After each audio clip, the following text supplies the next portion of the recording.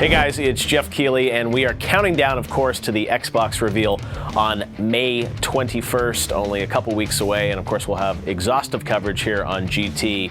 But right now, I want to count down my 5 favorite Xbox press conference moments over really the past decade. And this is a fun video for me to do because I remember the original Xbox E3 press conference on stage in Los Angeles, where Robbie Bach was there, and he went to go turn on the Xbox and it didn't work, and he hit it and he's like, oh wait, we got a problem, we got to bring out a backup machine. So that's not one of my 5 favorite moments, but it's amazing to think of the 10 plus years of Xbox press conferences. Number 5, the time E3 2003, the game Halo 2. This was the Master Chief boarding moment. It was the demo that closed the press conference, and I still remember this because I was sitting in the audience. Now I don't get to go to these press conferences. I sit at an anchor desk, but back then I was in the audience, and there's this moment where Master Chief is running along. There's a ghost. He jumps up onto the ghost, punches, and takes control of it, and the crowd erupted into cheers. It was infectious. There was an excitement in the room about Halo 2, which you rarely see now at these press conferences. If you watch them very closely, you don't hear any cheering normally. People just kind of sit there and watch the demos. But back then, we were all just so excited about this moment, which was unexpected in Halo 2, and I just remember the energy in the room, which was really special. Number 4, this was back at E3 2008, I believe. This was the Beatles Rock Band.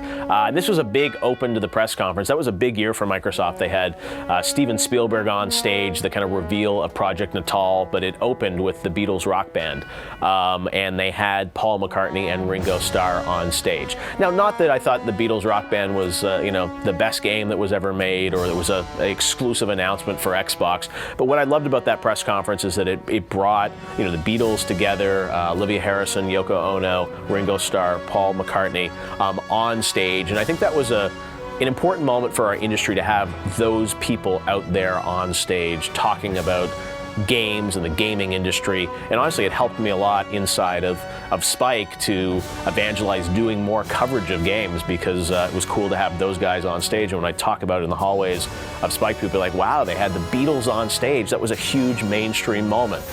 Number 3, when they had Hideo Kojima come out with Don Matrick and surprise the crowd and announce that the next Metal Gear that he was making was going to come to the Xbox platform. That was a major announcement for Xbox, and that Kojima had always had a preference for the PlayStation platform. At a time when PlayStation 3 was struggling, a little bit, hadn't really caught its footing, and then Xbox came in and said, hey, Mr. Kojima is going to make the next one for Xbox. Of course, that game changed development, as we all know. They changed the name.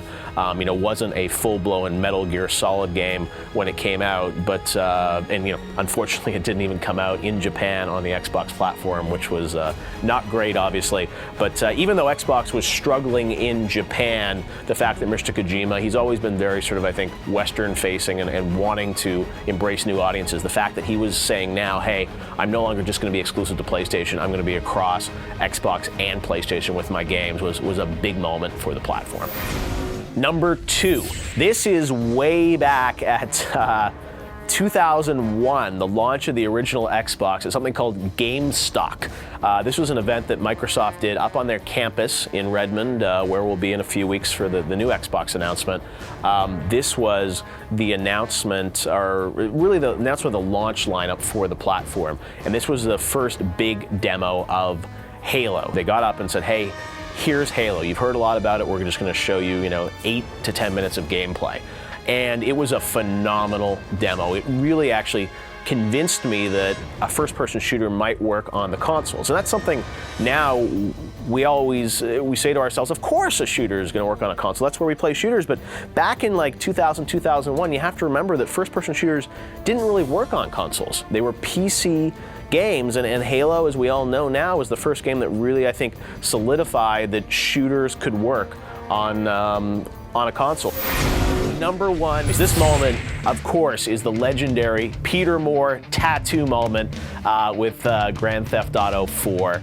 And this was a big announcement for Xbox. I still remember actually sitting in the audience at the Mann Chinese Theater, and Peter was on stage, and I kind of looked back to the teleprompter, which is one of the tricks a lot of us journalists do, is they have these big prompter screens, so you kind of look back, try and get like a little bit of a scoop of a few seconds of what they're about to say. And I remember reading it, and Peter was talking, and then all of a sudden I see Grand Theft, and I'm like, holy cow, they got Grand Theft Auto on the platform. So that was obviously a massive, massive announcement for Xbox to be able to have Grand Theft Auto on the platform with exclusive content.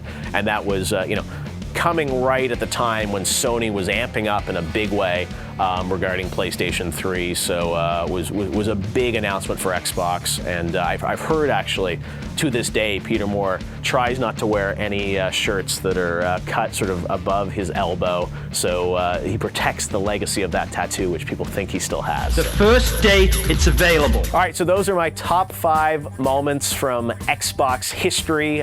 Will there be another announcement that will make it into my top 5 after May 21st? We'll have to wait and see. Clearly, there have been a lot of rumors about what we're going to see in the new Xbox, but all will be revealed live right here on GT, on Xbox Live, and on Spike TV when we air Xbox A New Generation Revealed. All the festivities kick off on Tuesday, May 21st at noon Eastern, 9 a.m. Pacific with our pre-show. Then the actual press announcement will be a 1-hour show live, and then immediately following that, we're going to have a special show behind the scenes at Xbox, me sitting down with Don Matrick and the team that actually built the new Xbox and some of the developers to take you guys behind the scenes to answer a lot of your questions. We're excited. We got a lot of exclusive access to go behind the scenes for the new Xbox, so we'll share that with you as well immediately following the announcement. So we'll see you on the 21st for Xbox, A New Generation Revealed.